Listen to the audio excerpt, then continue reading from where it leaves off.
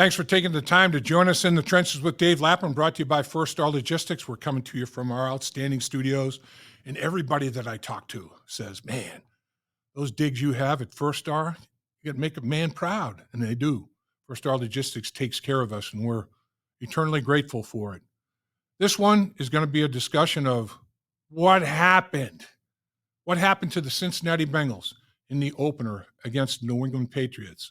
We have some simple answers for you. You don't have to be a football Einstein to figure out what happened in the football game with the Patriots and the Bengals. The Patriots were more physical. The Patriots tackled. The Patriots blocked. The Patriots won it in the trenches.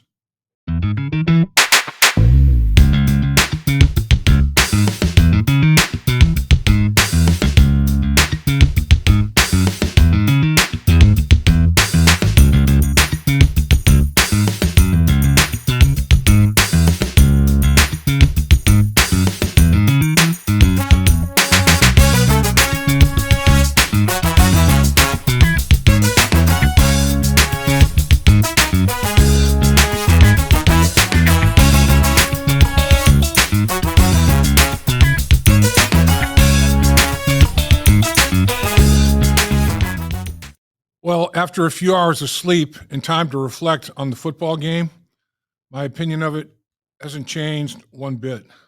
The Bengals laid a dinosaur egg on opening day.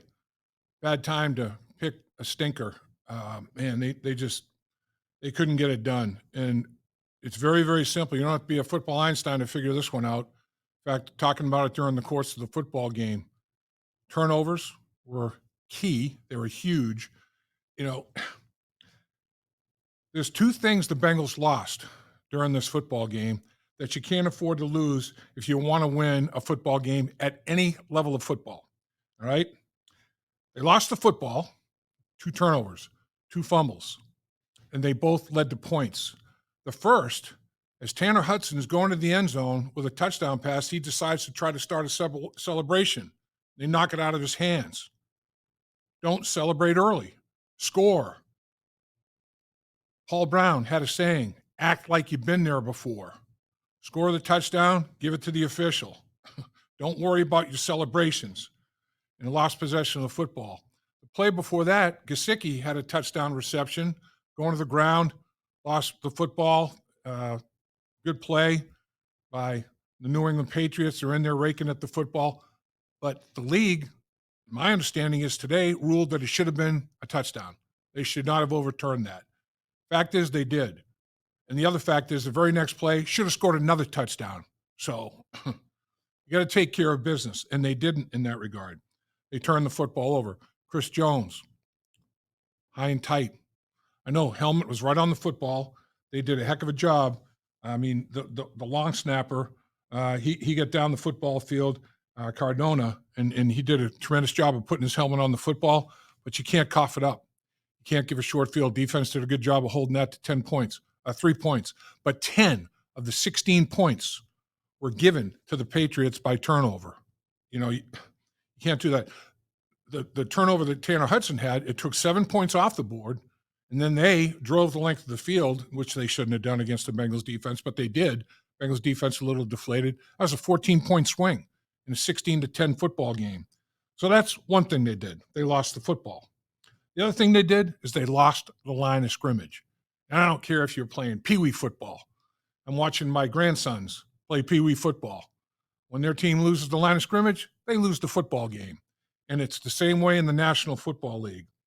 The New England Patriots took control of the line of scrimmage on both sides of the football. They ran the ball 39 times for 170 yards. Stevenson, 25 carries, 120 yards. The Bengals rushed it 16 times for 70 yards, a 100-yard differential, a football field, by running the football. Can't have it. You can't be that non-competitive in the running game. The Patriots ran it 23 more times than the Bengals did. They committed to the running game. They stayed committed to the running game. They wanted to run the football, burn the clock, keep number 9 on the sideline. And they did one hell of a job of it. They didn't turn the ball over at all. They took it away twice like we talked about. did a hell of a job of that. Those two things basically won them the football game, in my estimation. There are other things. The Bengals tackling or lack thereof, I guess the politest way to put it, was inconsistent. I mean, there was always extra yards after the initial contact. Stevenson had a good body lean, and he was always pushing. The offensive line were always pushing. They were finishing blocks. They were staying with it. There was extra yards. I bet a significant number of his 170 yards came after initial contact. So sloppy tackling, shoddy tackling cost the Cincinnati Bengals in this football game. They have to do a better job of tackling. But the Patriots, they controlled the ball. They ran the football. They kept Joe off the field. They were efficient. The longest play from scrimmage that the Patriots had was 17 yards. They had 25 plays of 5 yards to 17 yards, 25 of them. So they were consistently gashing the defensive football team.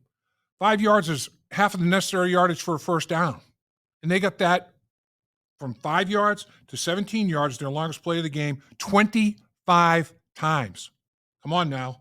Got to play a little bit better than that. They had 14 runs of 4 yards or more. I picked 4 yards because 3 runs of 3 yards is 9 yards. It's not a first down. 3 runs of 4 yards is 12 yards. That's a first down. So that's my barometer.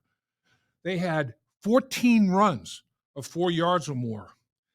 In the first quarter, they had the ball for 10 minutes and 13 seconds to 4:47 for the Bengals. They had 6 runs of 4 yards or more in that first quarter. Controlled the line of scrimmage, controlled the clock, controlled the game. In the fourth quarter, time of possession over the Bengals, 11 minutes and 37 seconds to their Bengals 3 minutes and 23 seconds. 6 runs of 4 yards or more in the fourth quarter. They started fast with the running game. They finished the game with the running game. The Bengals had the football with 3 minutes and 4 seconds to go. All 3 timeouts and a clock stoppage at the 2-minute warning. 4 clock stoppages with over 3 minutes to play. What do? 3 and out. Never got the ball back. Stevenson ran it down their throat, and the game ended. 64 snaps for the Patriots. Only 48 snaps for the Bengals. 16-snap differential. Over 8 minutes time of possession differential. The Patriots had 3 drives of 12 plays or more. A 14-play drive and 2 12-play drives. The Bengals had 1 13-play drive, and it ended with no points. That was the Tanner Hudson disaster when he tried to, he put the football in the air before he crossed the goal line. That was the last play of a 13-play drive. So, bottom line, the New England Patriots had a game plan, and you got to admire them. They had a plan. They stuck to it. The Cincinnati Bengals helped them mightily, though. There's no question about it. As the old saying goes, we said it many times, the Bengals put not only the Patriots on their schedule, they put themselves on their schedule with self-destruction. They aided the Patriots' game plan immeasurably. But I'll tell you what, got to tip your cap to Mayo. Jerod Mayo, he basically took a page right out of the Bill Belichick game plan. Run the football, play good, tough defense, don't make mistakes, and make the opponent, when they make a mistake, capitalize on it. Checked every box of the Bill Belichick game plan. I mean, it was extraordinary. They did not ask their quarterback to do too much. I mean, Jacoby Brissett only threw for 120 yards, 121 yards, 15 for 24. His longest pass completion was that 17-yard play. He hurt him with his feet, though. 7 carries for 32 yards. He had a 16-yard run, which was huge. That was on third down, and it got him inside the 10-yard line on a first and goal on third down play. That was big. So he really hurt the Bengals with his feet. You add his rushing yards to it, and it's up over 150 yards on 31, attempts with the football, 15 completions and 24 attempts, and then 7 more rushes. So Jacoby Brissett, we talked about him, 6'4", 235 pounds. He's a full-grown man. They had a hard time getting him on the ground. I mean, he'd feel the pressure, a quick first step. And with that size, they were reaching for him. You're not going to grab him and take him to the ground. You have to wrap him up. And Jacoby Brissett just ran through a bunch of arm tackles, reaching out, just trying to grab by the hand. So there's a lot of things to work on for sure. Offensively, They certainly didn't capture the line of scrimmage in this football game. Joe Burrow, all of Joe's passes were short, intermediate range passes. The Patriots did a good job of changing coverages, trying to confuse what the Bengals were doing. And the Bengals really, Joe would get his eyes off of that deep stuff right away because of what they were doing back there and take the short, intermediate stuff. And talk about a team that tackled well. The Patriots, man, a play sticks out in my head. 4th and 2. The Bengals had 3 turnovers in my mind because this was a stop on downs. He hits Yosivas, throws the ball behind the line of scrimmage on a 4th and 2. Yosivas throws for a yard on a 4th and 2. Yosivas catches the football, and coming downhill like a banshee, Jonathan Jones, number 31, he comes downhill and he puts a hit on Yosivas that Andre can't gain another centimeter. I mean, he's done. 4th down, lose the ball on downs. There were really 3 turnovers, 3 takeaways in that football game, 2 lost fumbles, and that. The Bengals last year only fumbled the ball 10 times. And they only lost 2 of them. That's a club record, only losing 2 fumbles for a season. It's the fewest since the merger in 1970, 2 lost fumbles for a season. The Bengals lost 2 fumbles, a little over half, in the first football game against the Patriots. How about that?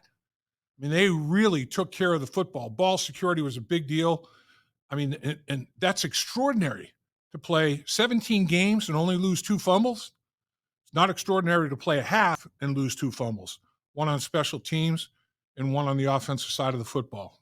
So they lose a football game 16-10. That is as poorly as it went. They still could have won the football game and probably should have won the football game. But, man, their first 3 possessions, 3 and out. The first quarter, they had 2 3-and-outs. And they had the first possession of the second quarter was a 3-and-out. I mean, they didn't have a first down till halfway through the second quarter. First possession, 8 yards on 3 snaps, punt. 9 yards on 3 snaps, punt. 2 yards on 3 snaps in their first possession in the second quarter and punt. Then they go on their 13-play drive, 58 yards, fumble the football. I mean, and then they had 4 3-and-outs, 3 to start the game, so they started slow. And then to close the game, to finish the game, they go 3-and-out. Their last possession, 3 downs, 5 yards. And everybody's saying, oh, why'd you punt the football? Man, you know, it's 4th and 5. You're on your own 15-yard line. There's over 3 minutes to go. 4 clock stoppages. The series before, the Patriots had basically a 3-and-out. I think there was a penalty that was an offset or something, but they didn't gain a first down on that drive before. So they're thinking, all right, if we make a stop, you know, we still have a chance. If you don't make that play on 4th down, 4th and 5, the game's over. I mean, you're at the 15-yard line. Make it a 2-score game with a field goal, or just run the clock out and sit on it, and the game's over. So rather than it coming down to 1 snap, they tried to prolong it a little bit. And I can make arguments either way. The bottom line is, you know, when they say, analytics say that all the analytics are numbers. Analytics don't take into account the human aspect of it. Who's winning at the line of scrimmage? Who's dominating this phase? Who's doing this? Who's doing that? It's just raw numbers. They don't take into account, you know, trends and flows and momentum and all those kind of things. So you have to make a gut call. You have to make a gut decision call. And, of course, everybody, if it doesn't work out, they're going to second guess it. 4th and 5, the Bengals didn't gain the first down. Everybody be going nuts. Why the heck don't you try to extend the game a few more plays? You may have a chance. They may fumble the punt. Gosh, or they may have a quarterback center exchange problem from the first snap of the series when they get the football. Yeah, I mean, that's all what you think about it. It's like, I don't think there's any right or wrong answer. It's just how it is executed after the decision is made. And it didn't work out for the Cincinnati Bengals. So where do you go from here? All you have to do is go to Kansas City, 2-time Super Bowl champions, back-to-back. How about their interior of the offensive line? Joe Thuney, Creed Humphrey, Trey Smith.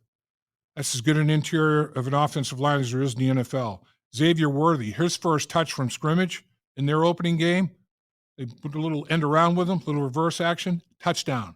Man, when he turned it up the football field, when he closed on guys so quickly, they froze. I mean, it's like they were in quicksand. This guy can fly. Fastest 40 time in combine history. Mecole Hardman, another receiver that can fly. Travis Kelce, Patrick Mahomes. Loaded offensively, man. Defensively, Chris Jones. Now that Aaron Donald's retired, Chris Jones, most dominant interior lineman in the NFL, period. Against the run, against the pass, he'll go up and down the line of scrimmage, try to find the best matchup for his pass rush. He's a problem. 95, Chris Jones, a big problem. They have George Karlaftis. They've got Nick Bolton at linebacker, Trent McDuffie at corner, one of the best in the NFL. This team is stacked. The New England Patriots were not stacked. There's an opportunity to start the season well. Right now, the Cincinnati Bengals are 1-10 in week 1 and 2 in the Zach Taylor era. 1-10. Man, unbelievable. It's hard to do. How do you beat the Kansas City Chiefs? Do exactly what the Patriots did. They went on the road to the Cincinnati Bengals, highly favored. The Bengals had the biggest margin of victory in the betting line of the week. Started out at 8.5. I think by kickoff was down to 7.5. What did the Patriots do? They ran the ball down their throat. They kept Joe Burrow on the sideline. Run the ball. Keep Patrick Mahomes on the sideline. Do what the Patriots did. I mean, don't turn it over. Patriots, no turnovers. 2 takeaways. Go +2 against the Kansas City Chiefs. Limit their opportunities offensively, and when they do have a chance, take the possession away from them, a possession or two. The Patriots ended up with 10 possessions. The Bengals only had 8 because of those turnovers. It would have been the other way around if the Bengals held on. They gave 2 possessions to the New England Patriots. Reverse that against the Kansas City Chiefs. Take a couple of possessions away from them. I mean, if you do what the New England Patriots did, you got a good shot to go on the road and beat the Kansas City Chiefs. Amazingly enough, Jacoby Brissett has beaten Joe Burrow twice. He's 2-1 against Joe Burrow. He's beaten Joe Burrow more than Patrick Mahomes has. Patrick Mahomes is 1-3 against Joe Burrow. I'll tell you, these two teams are going to be geeked up for each other. Patrick Mahomes, Joe Burrow, there's a friendly rivalry. Kelsey's, there's a friendly rivalry with Joe Burrow as well. It's going to be there's not going to be any sleepwalking in this football game. This football game is going to be intense. It's going to be high energy. And the Cincinnati Bengals rebound. You have to go get one somewhere that you maybe weren't anticipating getting because you thought you were going to get that New England Patriot game. Just about everybody did except the New England Patriots, and they did something about it. Most people, just about everybody, is going to think the Chiefs are going to take care of business.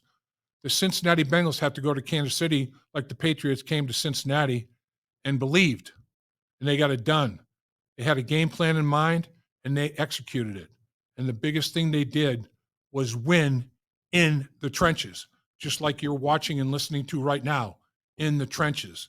That's where football games are decided. Dave Lapham here, and every day I am grateful for my experience to have played professional football. As a player, I realized self-motivation, leadership, and appreciating your teammates are key. At First Star Logistics, you can use those same attributes to create the life you want for you and your family. Build your future by working hard like I did. You'll see results both on and off the field. Call First Star Logistics today and be part of our winning team. Opportunity knocking.